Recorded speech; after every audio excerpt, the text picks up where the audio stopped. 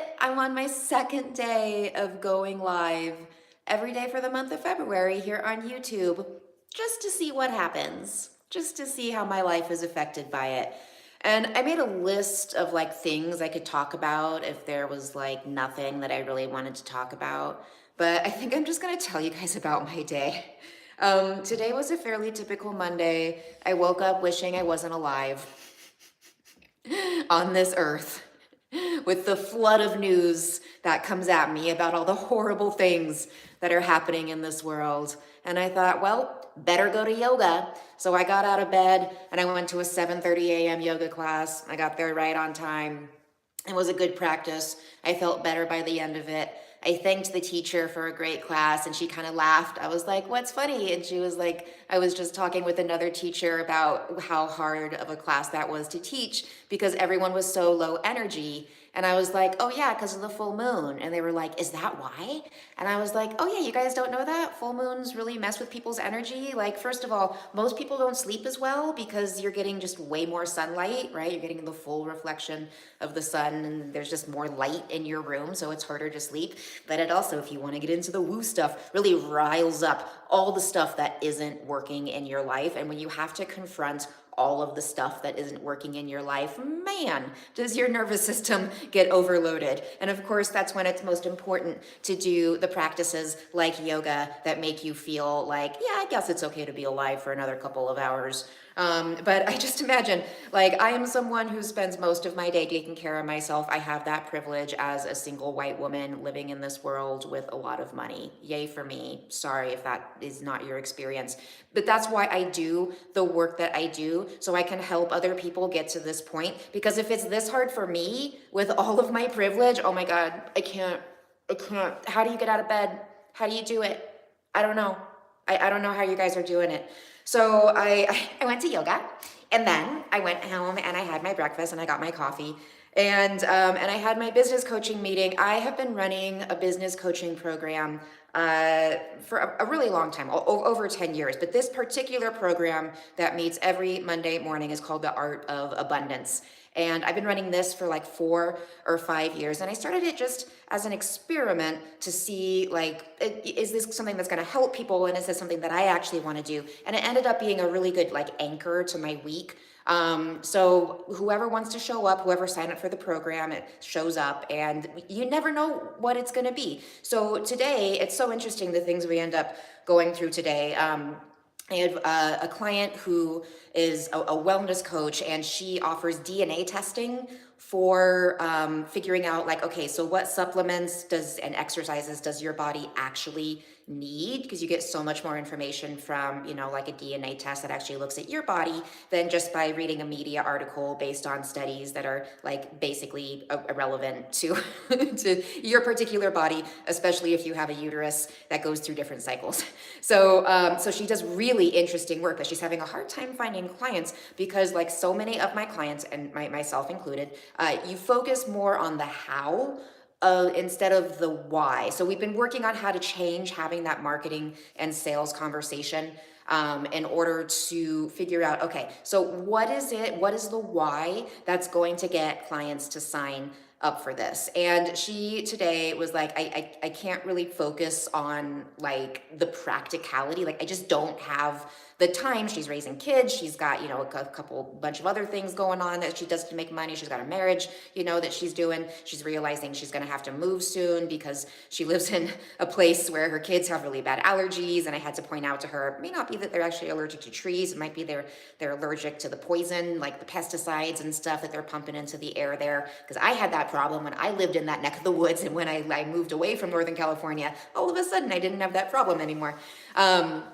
So she's got a lot going on. So I was like, listen, let's do more of an attraction marketing thing, and let's focus on doing some actual like yoga poses in order to attract clients. And that's one of the things I love about my business is that I don't just get to offer the very practical marketing and sales skills that you have to have in order to run a business, right? Which I learned from my 20 years of corporate experience working in a variety of different industries. But I also get to incorporate these magical things like yoga, like learning how to open up your solar plexus in order to attract people to you. So we did a lot of talk about how to visualize things and the different yoga poses like wheel pose and bridge pose that you can do in order to open up this part of your body, your solar plexus, your Svadhisthana chakra, in order to just let clients find you. And I wanted to tell you guys a story of how this works for me as I do this work to deliberately find clients so that they find me. I don't have to find them. I don't, go out into the world on the side of the street and I'm like, hi, I'm a business coach. Does anyone need help? Never do cold DMs, never do cold calls or anything like that. But a few weeks ago, I was waiting in line at the ski resort here in Jackson.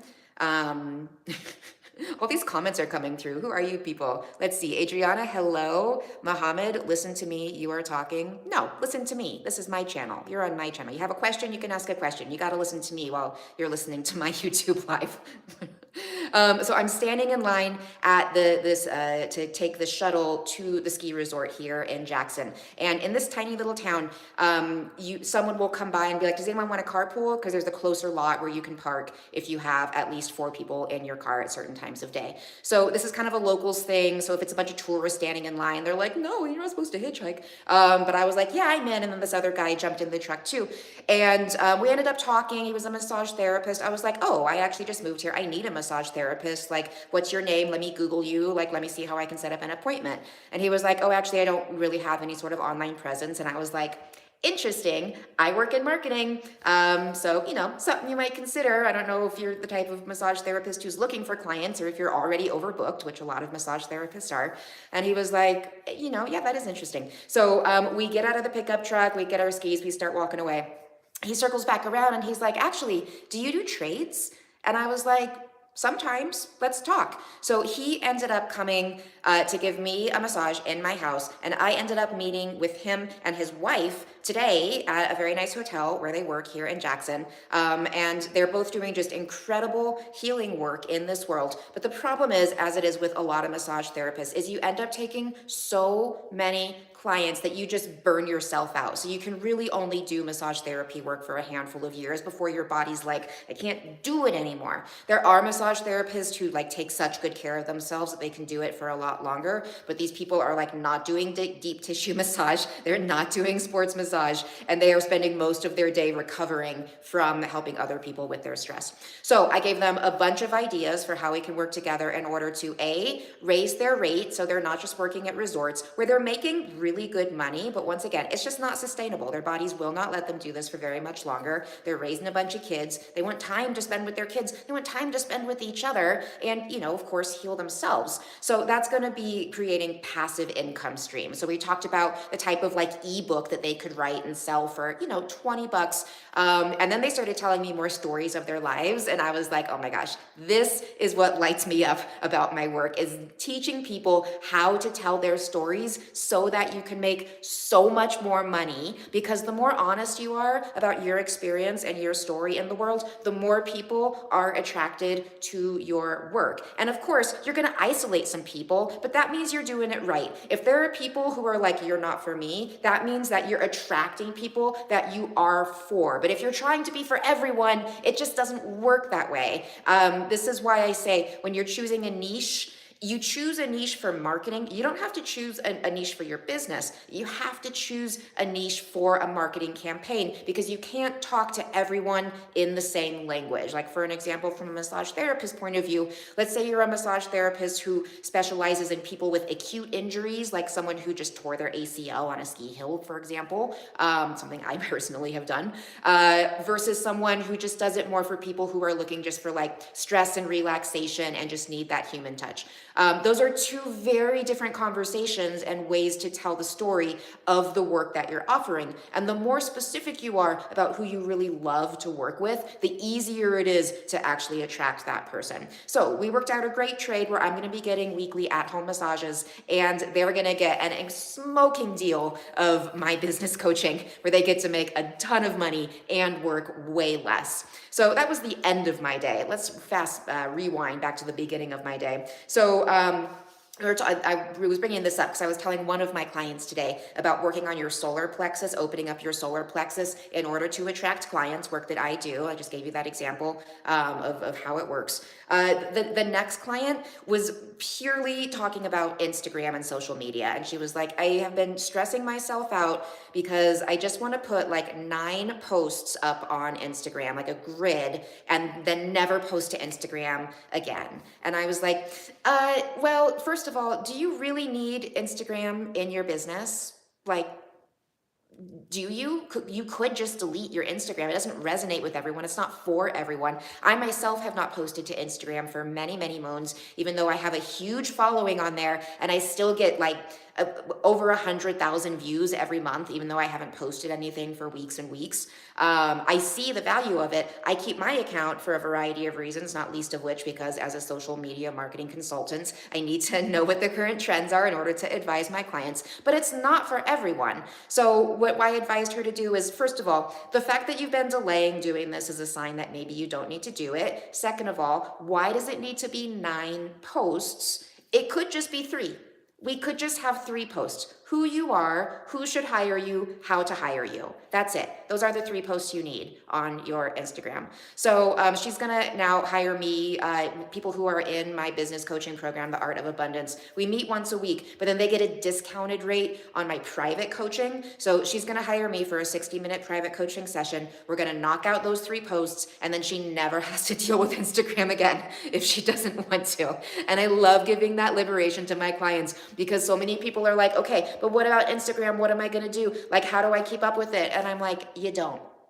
You don't. There are so many other ways to market yourself and to get your story out into this world. And as I said on here yesterday, like most of my clients come from YouTube, even though I have the smallest following on here. I have barely 600 followers. I have over 30,000 followers on Instagram. Most of my clients come from YouTube.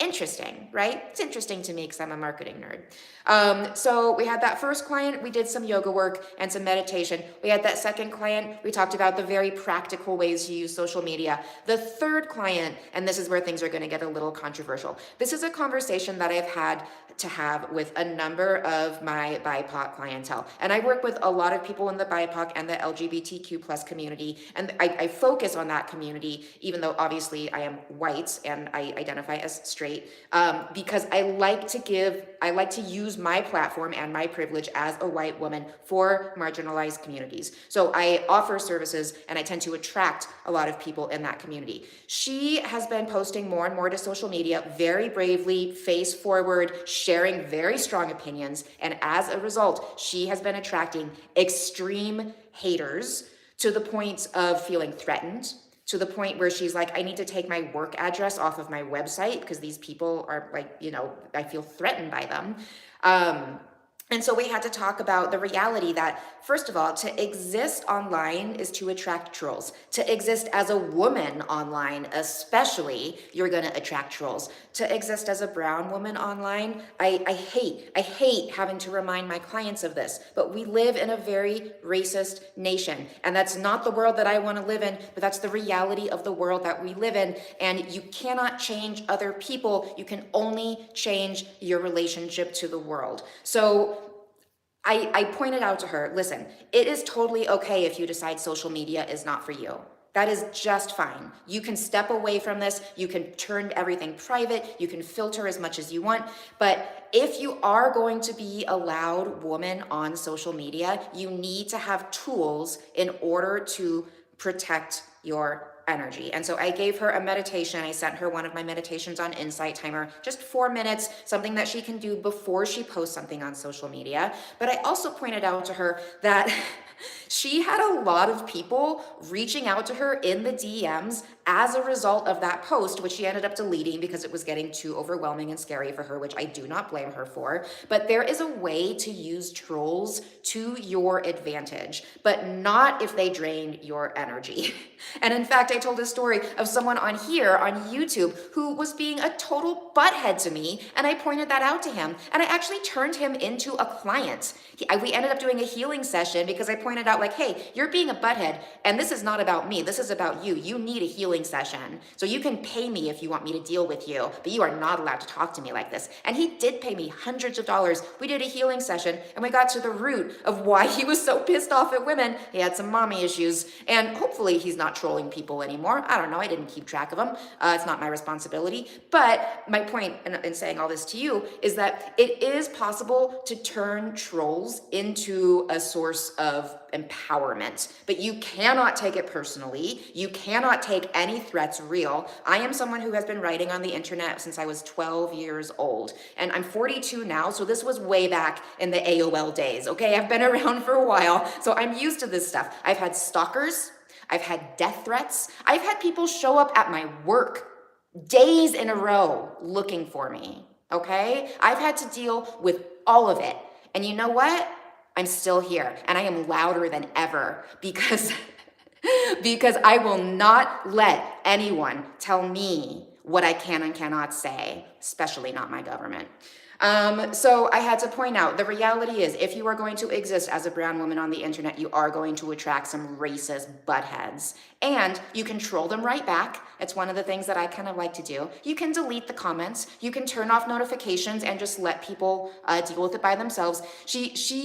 I ended up deleting it because she said there were people in my community who were being triggered by what was being said, and they ended up defending me in the comments. And I was like, honestly, I have been given the social media advice, and this is bad advice. I am not advising anyone do this, but I have been given the social media advice to make a fake Instagram account, fake troll myself, in order to have people defend me, in order to expand my reach online. I do not recommend people do this. This is not a good social media strategy. But if you are attracting trolls, that might mean that you're doing something right, especially if you have a strong enough community that people are actually defending you in the comments and reaching out to you to be like, hey, you're really getting hit here. Like, are you okay?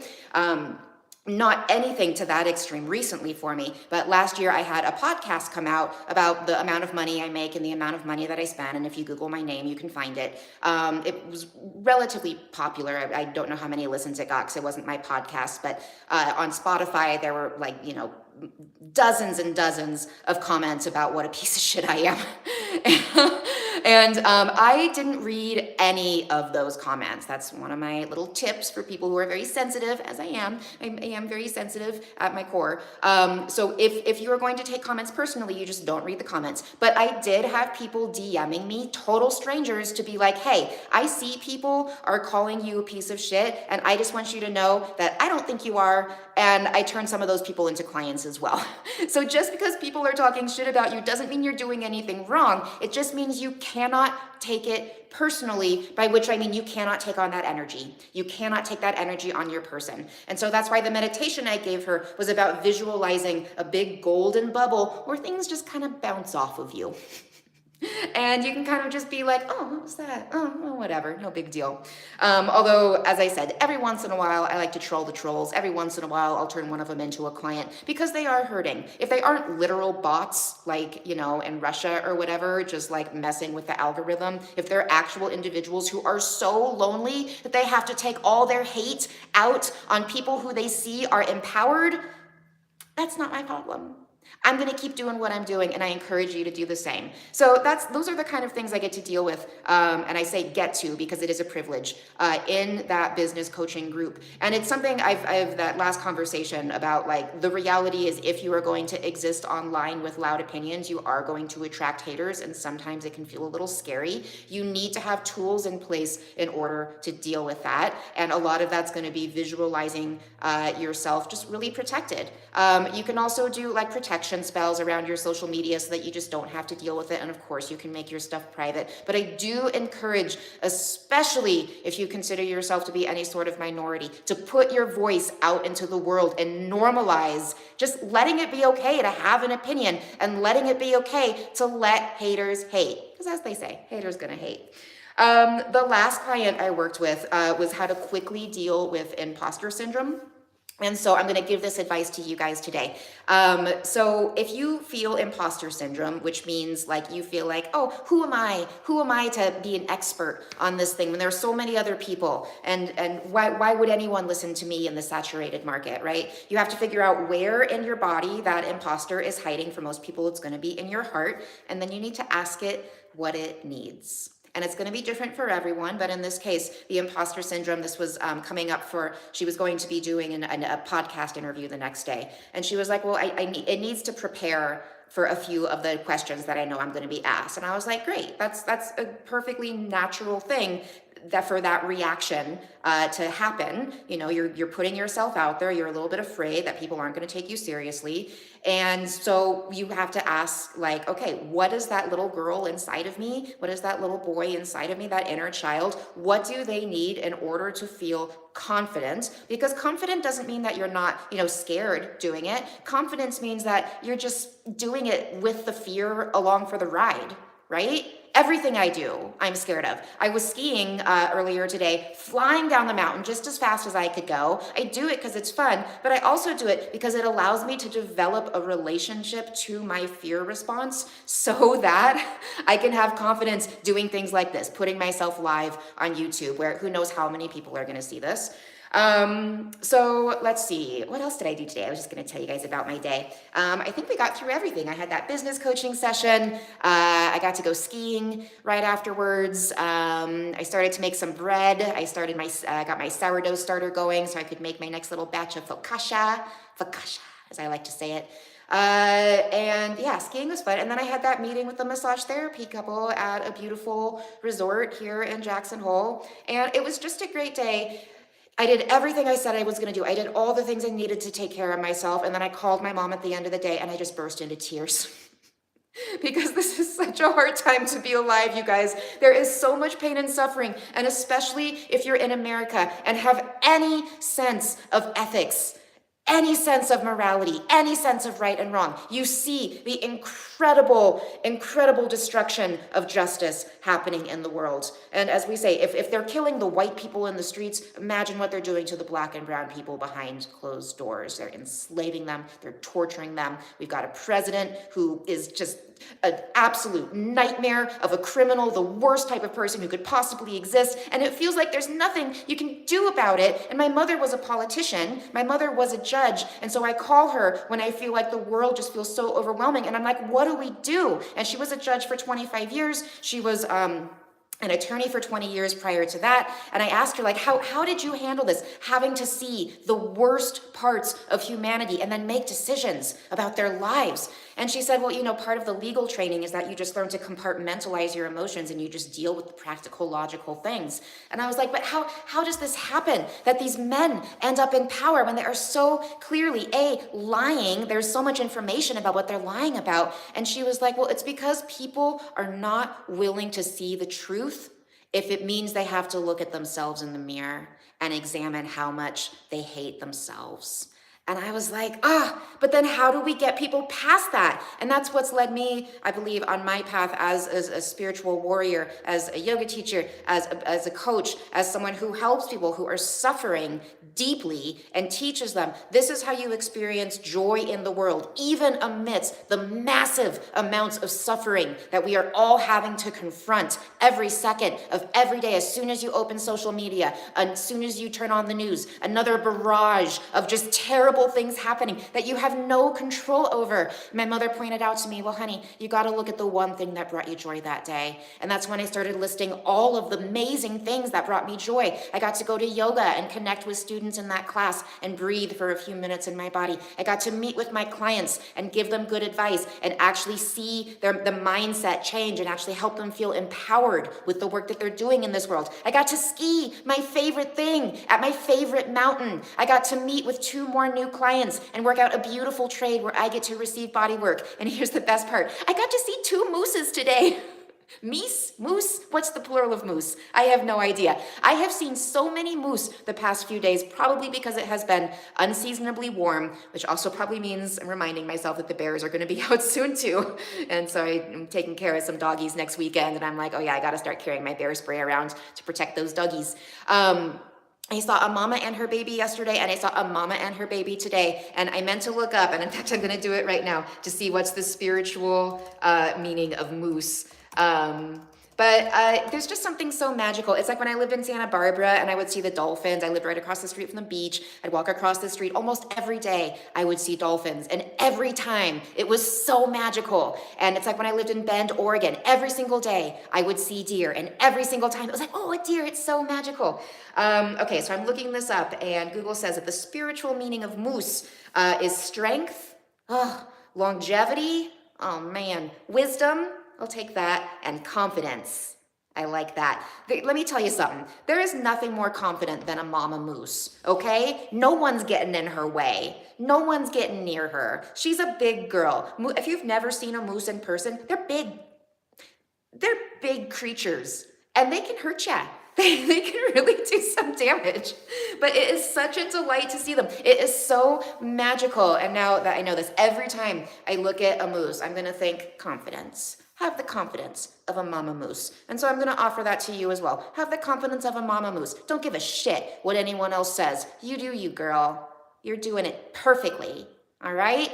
Wow, 25 minutes. I've been meaning to go for at least 10 minutes on this thing. Today I got to talk for 25 minutes. I'm going to go take a shower and shower off my day and all of the pain and suffering in the world. I'm going to go make myself a little vegan bulgogi rice bowl. It's going to be delicious. I'm looking forward to it. And I'm going to turn on the TV and dissociate. So I hope that you all have just the most beautiful evenings, and I'll see you guys tomorrow. Mwah!